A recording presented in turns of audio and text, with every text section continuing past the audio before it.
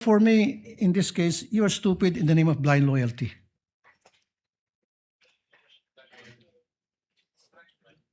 Ano po yun? Naging stupido kayo sa ngalan ng isang tinatawag na blind loyalty. Nakapikit kung ano yung sinasabi sa iyo ng nakakataas, sinusunod mo na lang. Stupido ka pa rin, pero in the name of blind loyalty. Earlier, several senator judges registered their intention to make some interjections. Ma'am Gina, yung mga senator judge naman po magtatanong sa inyo. First to register is Senator Pangilinan. You may proceed, sir, when you're ready, and you have 2 minutes.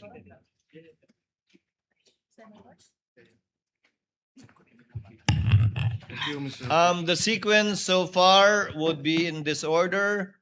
After Senator Pangilinan, Senator Erwin Tulfo, Senator Rafi, the Senate President, Senator Ontiveros, Senator Lacson, and Senator Villanueva. Thank you, Mr. President. Magandang hapon, Ginang G. na Acosta. Sabi niyo kanina na kayo ang disbursing officer at yung paglipat niyo ng pondo kay La Chica ay na-disburse ninyo ang pondo. Tama? Na-disburse ko po kay Colonel La Yes. Chica, Your Honor. Pag na-disburse ba ang pondo, ibig sabihin, hindi na ito pondo ng gobyerno? Halimbawa, bumili kayo ng supplies. Na-disburse yung supplies, na-disburse yung pondo, binayaran yung supplies. Pag nabayaran na yung supplies, hindi na yun pondo ng gobyerno, tama? Pag nabayaran na yung supplies, hindi na pondo ng gobyerno, tama? Pero ang supplies po, Your Honor, is property na po ng gobyerno. Hindi, yung pondo ang pinag-uusapan. Pag nabayaran na yung supplies, yung pondo na nailipat, yun yung disbursement. Tama? Ibig sabihin, yung paglipat ng pondo kay La Chica, disbursement ba yun? O yung paglipat ng pondo mula kay La Chica sa supplies o medicines, yun yung disbursement?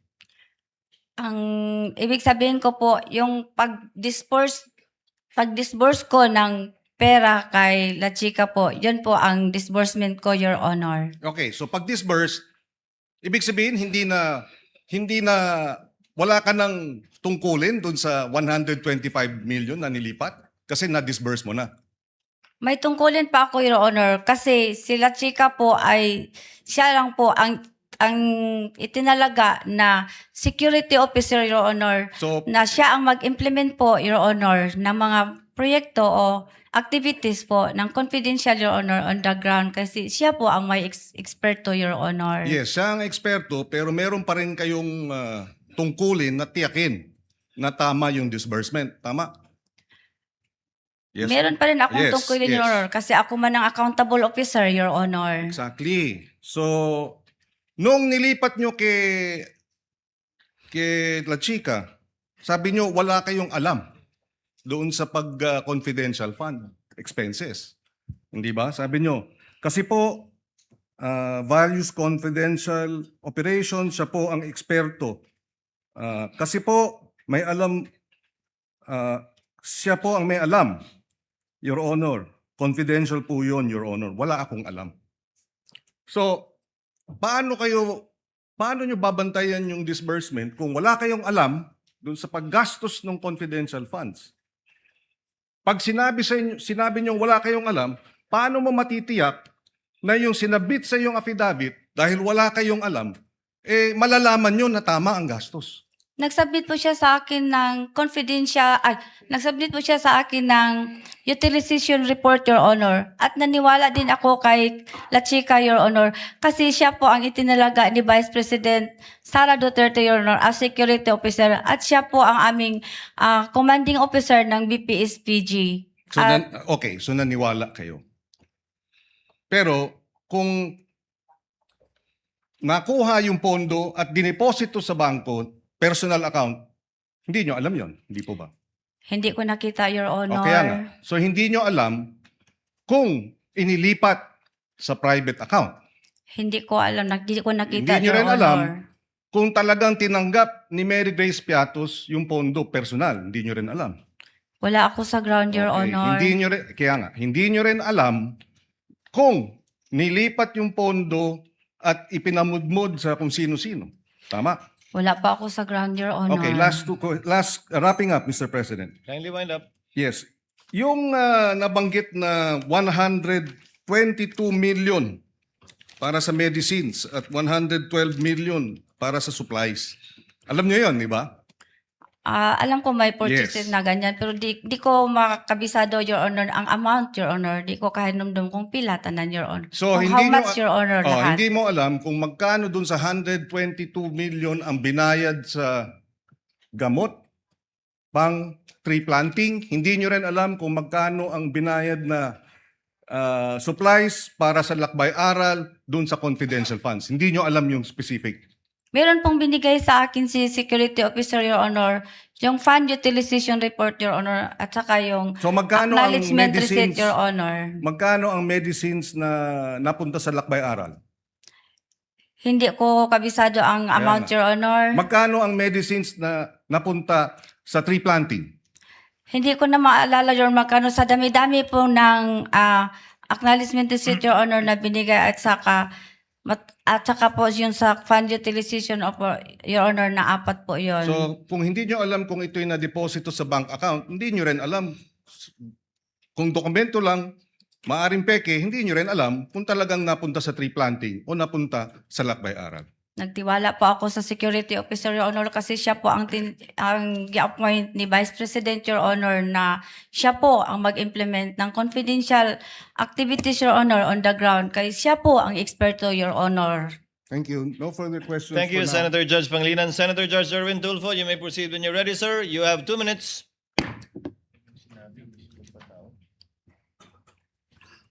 Thank you, Mr. Presiding Officer. Ms. Gina Acosta. Bago po kayo naging SDO ni VP Sara, ano po ang trabaho niyo? Ano po, sa office po, ng Office of the Vice President, Vice Presidential Officer 6 po ako, Your Honor. No, nung mayor po siya, anong trabaho niyo? Empleyado na ba kayo ng gobyerno? Paano kayo nagkakilala ng Vice President? Empleyado na po ako ng gobyerno, Your Honor, doon po sa Sangguniang Panglungsod, Your Honor. Anong trabaho niyo po sa Sangguniang Panglungsod? First po is stenographic reporter, Your Honor. And then po, nagiging supply officer po, Your Honor. Anong year po kayo nagkakilala ng Vice President?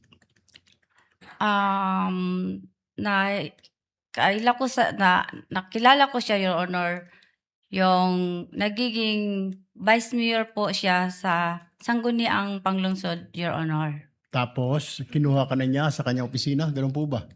Wala po, Your Honor.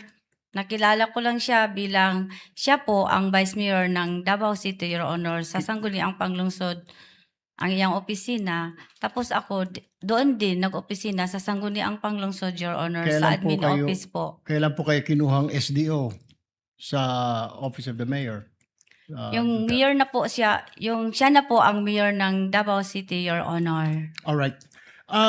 Alam niyo po yung mga pangalang Mary Grace Piatos, Chippy McDonald, Pusa, Pagong, Ngit-Ngit, Belat, na hindi po totoo mga tao ito, na mga totoong pangalan.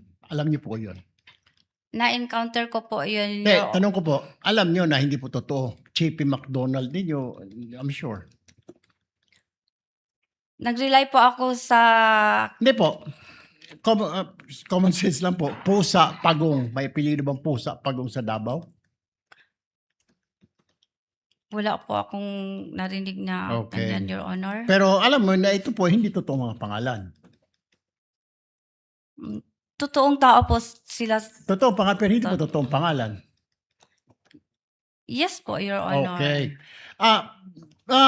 Kung hindi po totoo mga pangalan, bakit wala kayong record ng toong mga pangalan ng mga tao na tumanggap na CIF? Bakit hindi po ninyo ni-remind si Colonel La Chica o maging si OVP na, Sir, Ma'am, kailangan po natin ng totoong pangalan na recipient ng CIF dahil baka hindi na kailangan ng COA at nasa Joint Memorandum Circular po yan. You should know that. Sa nabasa ko po sa GC, Your Honor, hindi naman po sinasabi doon na kailangan po ang pangalan ng recipient po, Your Honor.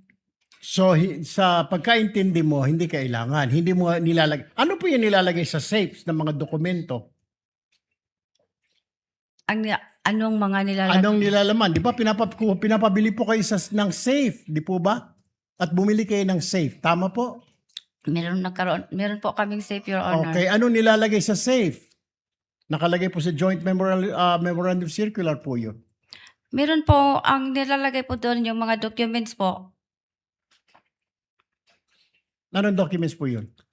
Yung CDR po. Okay. Alam niyo na si Colonel Chica ay hindi po maaring mag-disburse dahil wala siya fidelity bond. Pero dahil utos po sa'yo ni VP Sara, sumunod ka lang. Tama po. Instruction po yun. Siya po ang Kaya nga po. designate ni Ma'am BP Yes. Sara na security Kaya nga officer, po. Your Honor. Kaya nga po. Pero alam niyo na wala po siyang fidelity bond. And yet, dahil utos po ni VP, dinisburse po sa kanya. Tama po. Yes, Your Honor. Okay. So, tanggap mo rin po ang rason ni Colonel Chica na huwag ka na magtanong kasi confidential fund yan. Hindi ka pwede magtanong. Despite the fact na ikaw ang disbursing officer at baka sumabit ka. So, hindi mo na tinanong, ano ba talaga ito, Colonel? At delikado ito, baka sumabit ako. Tama na ba yung sagot niya? Huwag ka na magtanong, tumahimik ka na lang dyan dahil confidential fund yan. Ikaw ang disbursing officer. Meron po siyang binigay sa akin, Your Honor, na fund utilization report po, Your Honor. Aside po sa pag-verify ko sa kanya kung bakit ito ang pangalan, Your Honor. Kasi confidential in nature po yun, Your Honor. So sa tingin mo, walang mali po sa paggasta ni Colonel Chica sa intelligence fund, confidential fund ng Office of the Vice President? Sa tingin ko po wala kasi nabigyan po niya na ako ng fund utilization report, Your Honor, na binabangga ko po sa object of expenditures na binigay niya sa akin. Nagtugma po ang mga amount, Your Honor, at saka yung ano pong expenses ang dapat ma-incur niya, nandoon po rin, Your Honor. One last question, Presiding Officer. So, ibig kong sabihin, from the very start po, pagbibigay ng mga alias, walang totoong pangalan, paggasta ng mga class sa mga tree planting, okay lang yun. Part po yun ng confidential fund. Sa tingin mo? Basta po, binigyan po ako. Kaya nga po, sa tingin mo, yung from the very start, yung mga Mereges Piatos, Pagong Pusa, normal yun. At pagkatapos yung paggasta sa mga tree planting, paggasta sa mga mga pagbili ng mga silya, lamesa, bahagi ng intelligence fund as a disbursing officer. Marami kasi ang tanong mo. No, ang Your tanong ko nga Honor. po, tama ba sa tingin mo yung paggasta ni Colonel Chica, pagbili ng mga lamesa, upuan, tree planting, confidential fund, ma'am? Na Kasi- bahagi ng confidential yon. Kasi, Your Honor, sa tree planting po, napasok po doon ang confidential plan po during po sa pag-inspect po ng area po kung saan po mag-tree planting ang mga tao po at ang mga partner organization po. So, pag-survey po, yun po, papasok po ang confidential operation, Your Honor. Pati po pagbili ng lamesa, may confidential din yun. Kailangan under strict confidence sa pagbili ng lamesa at upuan. Gagamitin po yun sa operation, Your Honor. Okay. No further questions, Mr. Presiding Officer. Thank you, Senator Judge Erwin Tulfo. Senator Judge Rafi Tulfo, you may proceed, sir. You have 2 minutes.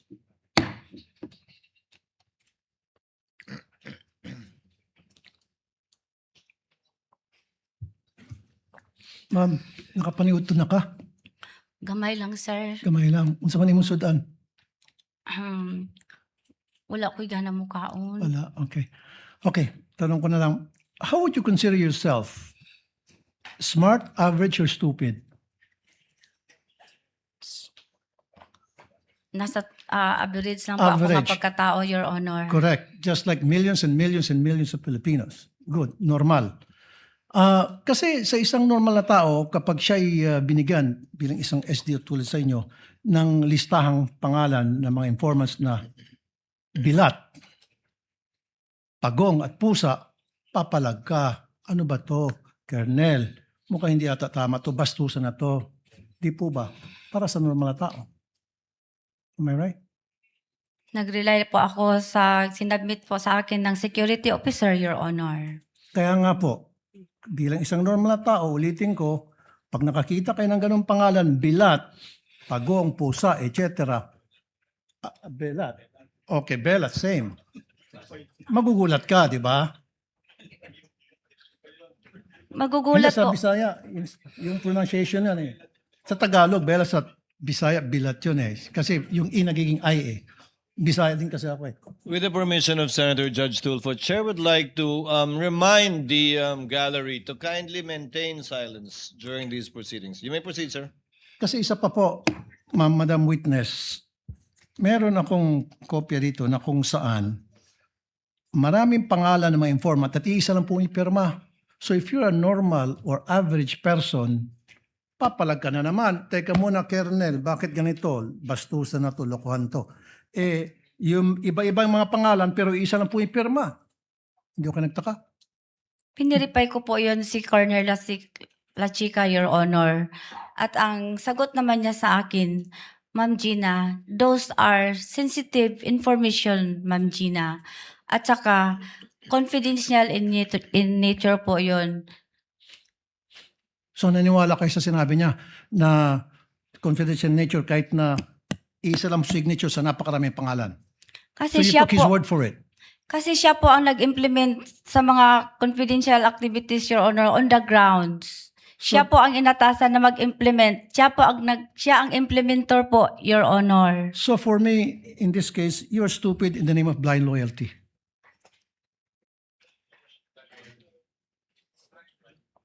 Ano po yun? Naging stupido kayo sa ngalan ng isang tinatawag na blind loyalty. Nakapikit kung ano yung sinasabi sa iyo ng nakakataas, sinusunod mo na lang. Stupido ka pa rin, pero in the name of blind loyalty. Would you agree? Dili ko maintindihan, Your Honor. I'm sorry. Okay, nung kayo po ay SDO sa Davao, nung mayor si BP Sara noon, hindi kayo nagkaroon ng disallowance, right? Never? Wala po, Your Honor. So ano pinagkaiba na sa Davao at ngayon sa OVP? Bakit nagkaroon kayo ng disallowance ngayon dito sa OVP and DepEd versus nung nasa Davao kayo, wala kayong disallowance? Anong pinagkaiba? Ang maalala ko lang, Your Honor, sa Davao po, doon po mag-submit po kami ng accomplishment report doon po sa DILG, hindi po sa Office of the Vice President, hindi po sa Office of the President, sa Senate at saka sa HOR, Your Honor. So nung panahon po sa Davao, meron ba mga pangalan Piatos? Meron ba mga pangalan mga Belat, Pagong, Pusa, etc.? Hindi ko ma-remember, Your Honor. Hindi All ko of a sudden, maalala. hindi mo na maalaala. And Hindi how ko long? maalala, Your Hindi mo na Honor. maalaala. And yet 6 years ka naging SDO doon. Hindi ko maalala, Your Honor. Matagal na po yun, Your Honor. At saka, may edad na rin po ako, Your Honor. Ayaw lagi pag tinunto, ma'am. Pati kami ba na tinunto mo dire. Mo Maraming maging na ako tinuod, Your Honor. Okay. Salamat po, Mr. Presiding Officer.